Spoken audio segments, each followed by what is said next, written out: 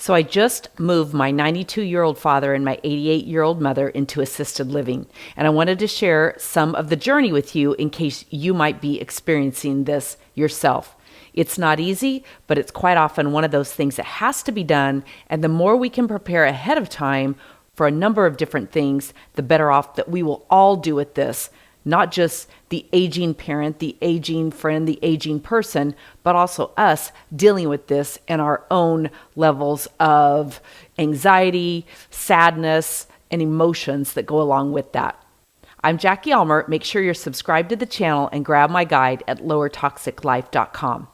Because the reality of it is situations like this can seem very toxic, right?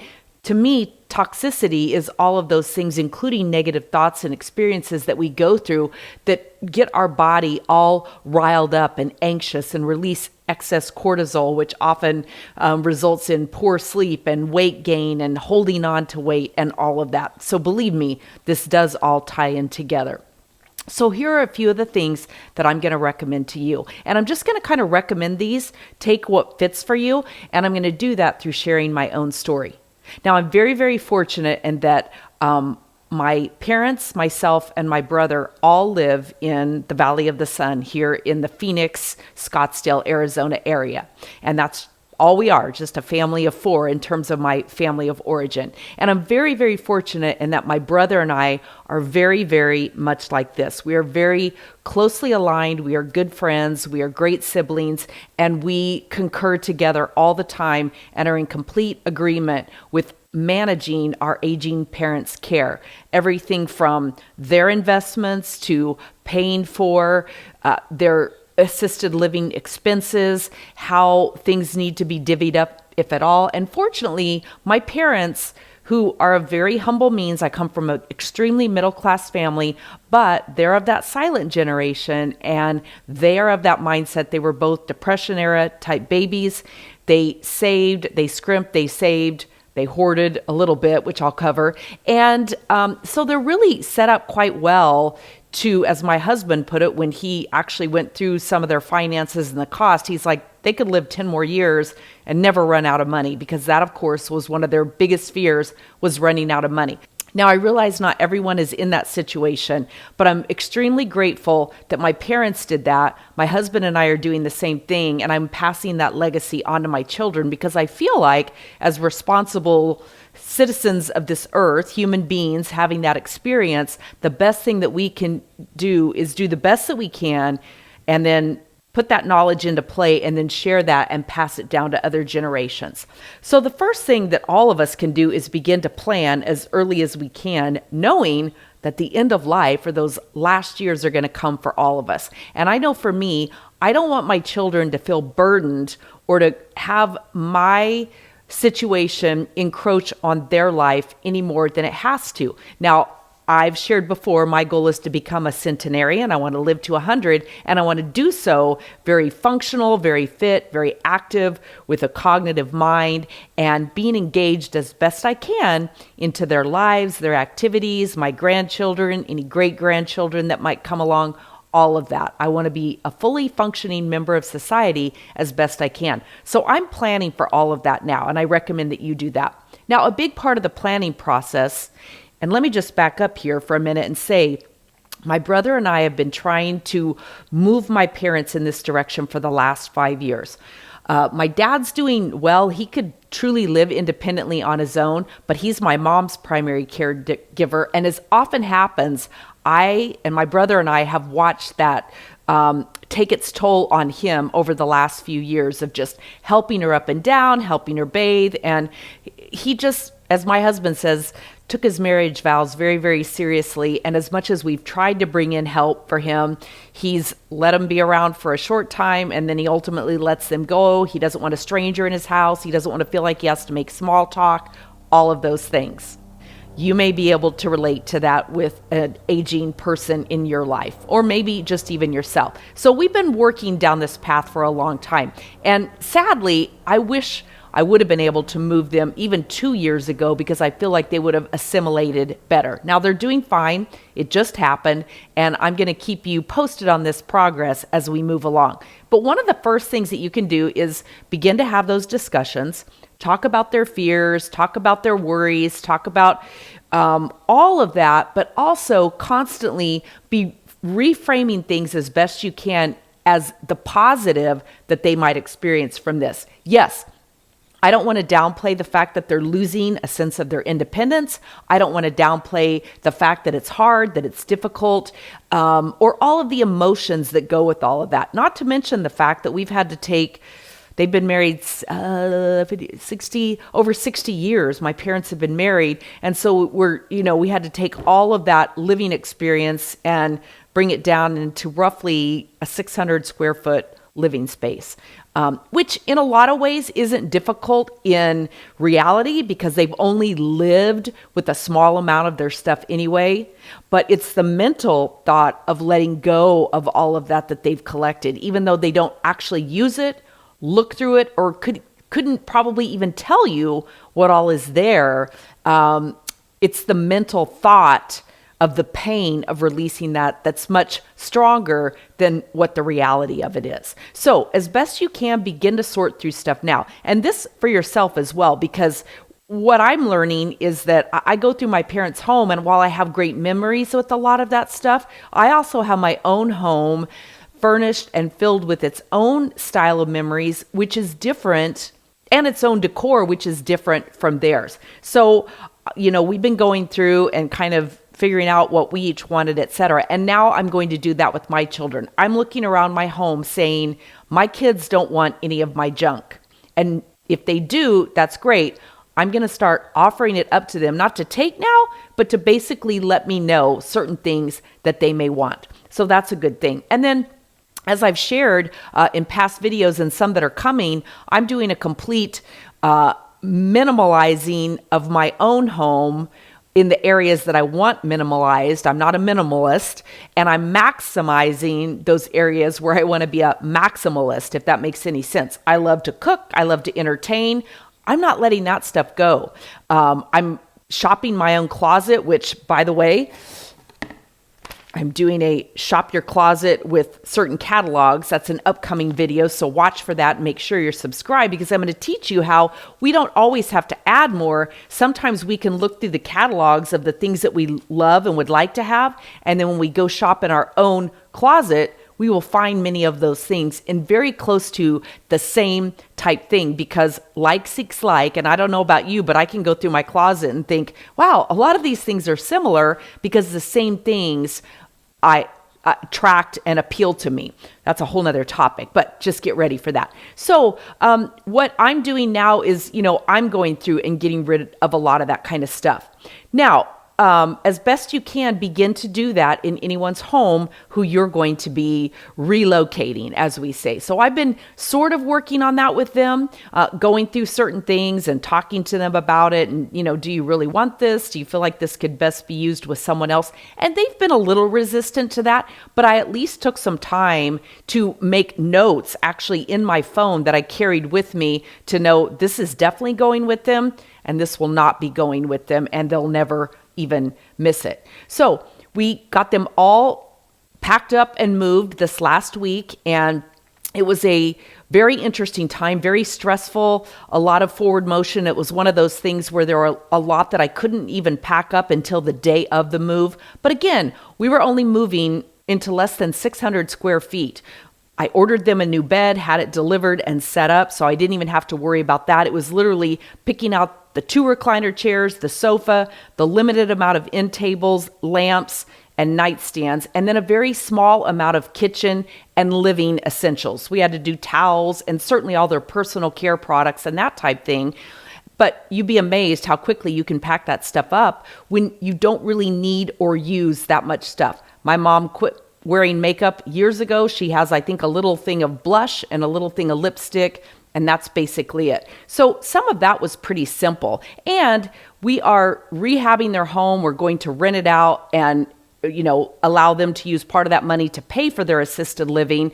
And then my brother and I will maintain that home once they finally do pass on. We want to keep that as an investment property. So again, I'm very fortunate that we're aligned in our goals, in our care for our parents, and what we want to do with all of that. So that part of it's easy. And I'm able to go back to their home. It's like I just texted my dad this morning and said, hey, I'm actually going out of town this next week, but when I get back in town, I'm going to come and pick you up and bring you back to the house so that we can go through and you can look around at the stuff that you left and say, I need that. I need that, like a little tool set. I had to bring a screwdriver and a wrench and little things like that so that he could just do tiny little things as he needs to. Yes, there's maintenance, but of course, like anything, you pay additional for that. And being the silent generation and a Depression era baby, he's, pretty thrifty with his pennies. And I've learned to appreciate much about that. But at the same time, when I finally got him to say yes to moving, I said, Dad, why are you so resistant to moving? You are tired. You are worn out. He has a hernia that he needs to get fixed because of lifting my mom, all of that. And I said, what are you saving your money for? And he said, I guess a rainy day. And I said, Dad, it is literally pouring on your head right now. The sky has opened up. This is your rainy day. And he finally kind of chuckled as he thought about it. And he said, yeah, I guess you're right. And then, we laid out all the finances for him, explaining things. And I just had to say to him, Dad, no matter what, you're never going to be homeless and on the street. I mean, if you ultimately would reach the point where you need to move in with one of us, we'll do that. But for right now, take advantage of the fact that you've saved all this money. Spend it on yourself. My brother and I don't want your money. What we want is you to have a good quality of life first and foremost. So that's part of it. Begin the process early, have those conversations. Now, the next thing that I wasn't fully prepared for was dealing with my own emotions around this. My mom is extremely emotional. I've been handling hers this whole time. But for me, I'm a problem solver. I'm very pragmatic, and I'm very in the moment, get the job done. You can have a meltdown later, but now is not the time for that. But what I really didn't prepare for with myself was the flood of emotions that were going to overtake me once I got through things and I got things done. I went out into their garage and started going through Christmas decorations that have been in the family since my childhood, and watching how my mom had painstakingly every year wrapped those up carefully. And I'm not talking about heirloom type stuff. I'm talking about very low cost, very inexpensive things that could have easily been replaced before they were packed and moved and all that kind of stuff. But they had special sentimental value to her. And I really took away a lot from that, just in terms of good core values, memories, the family unit, and really what all of that comes together to mean. So I wasn't really prepared for the volume of emotion that was going to hit me. I got them all moved out, moved into their place, and left them for the night. And I live about 45 minutes to an hour from them. So, it's an hour-long process up and back and all the rest of it. So I didn't end up going back to my home the first night that they stayed in theirs, because we weren't able to get the TV that got left. I mean, just some little things that got left. And I knew that it wasn't I was exhausted, quite frankly, after the emotions, the packing, the unloading, just all of it that goes into getting things set up, and pushing my mom in a wheelchair, even, some of that kind of stuff. So I went back to their home, which is not a home that I ever lived in, quite frankly, but I've spent a lot of time there. And I opened up the door and I walked in, and it was deathly silent and no lights were on. The TV was not blaring the news like it has been for years. That used to drive me crazy when I would walk into the house thinking, oh my God, you guys, do you have to watch the news 24/7? It's so negative. Does it have to be so loud? All of that. And it's kind of funny, be careful what you wish for. Be careful those things that you wish away. That sounds so cliche. It sounds like so many things that we've heard before, but I wasn't ready for the deathly silence that was going to strike me when I walked in the door, nor the fact that there were, the lamps were gone. Of course, there were overhead lights, but it was just harsher and a whole different reality. But I went out onto their back patio that overlooks a golf course, and I found they never sat out there anymore. I never was able to get them out in the sun. That ship had sailed for them, which is something I'm hopeful to be able to do in this new living space.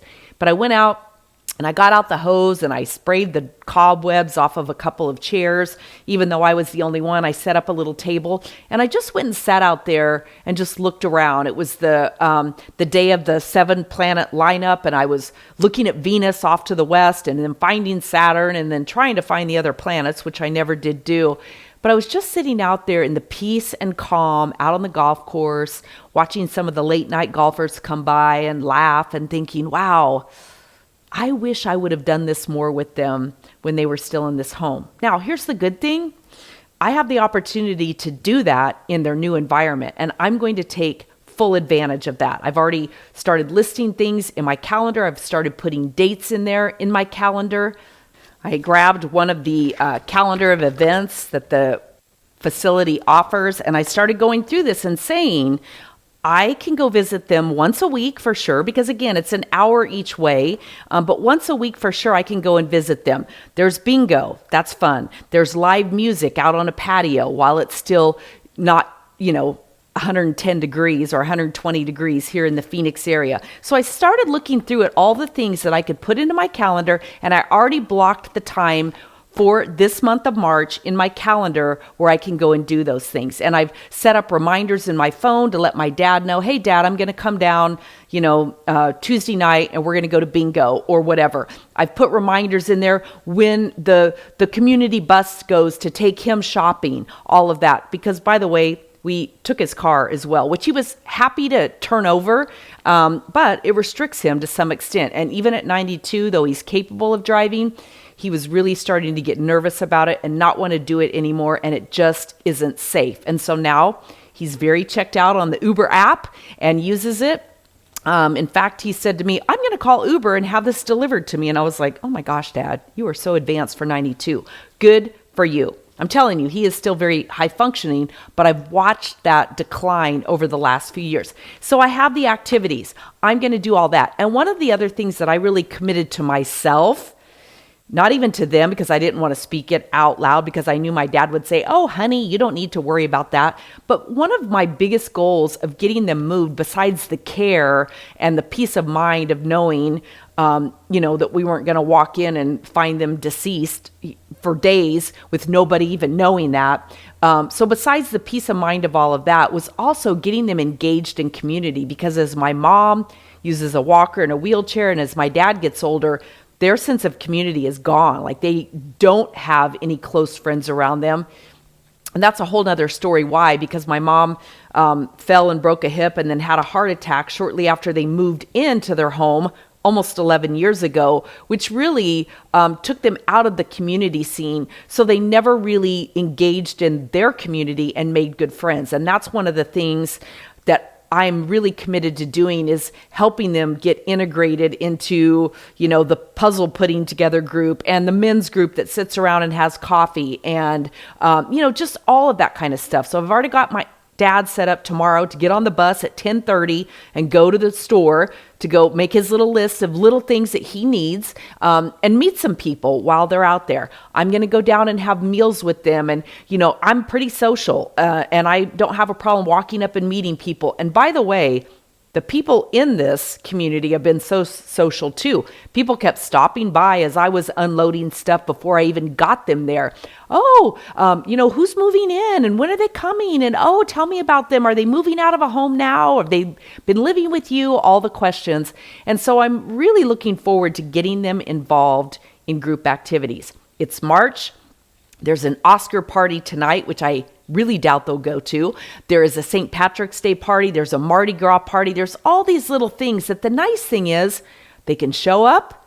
If they get tired, if they decide it's not for them, they can simply get up and easily walk back or stroll back or roll back to their room, which thankfully is on the first floor, their apartment, I should say. So overall, it's been an experience. I'm going to say that. It's literally, I've experienced every range of emotions that you possibly can. And I would love to hear from you in the comments below. Have you experienced this? What recommendations do you have for me or anyone else? But as part of my spring reset, as a reminder to myself, I wanted to share this, which by the way, I'm doing a video a day for the month of March. It's my spring reset with lots of different things for aging well, aging gracefully, aging functionally, aging with acceptance, all of the things, and just some little mindset shifts and habit shifts that we can have along the way. So again, make sure you're subscribed to the channel, but definitely give me a like, leave me a comment, let me know what you've experienced, any recommendations you have for the rest of us.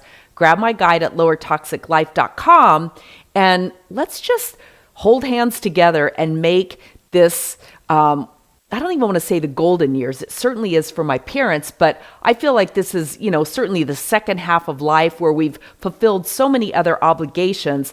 Now is the time for us to live fun, live light, live with passion and purpose, and do all of that. So I'm Jackie Elmer. Thanks for sharing this time with me. I so appreciate you, and I'll see you on the next video.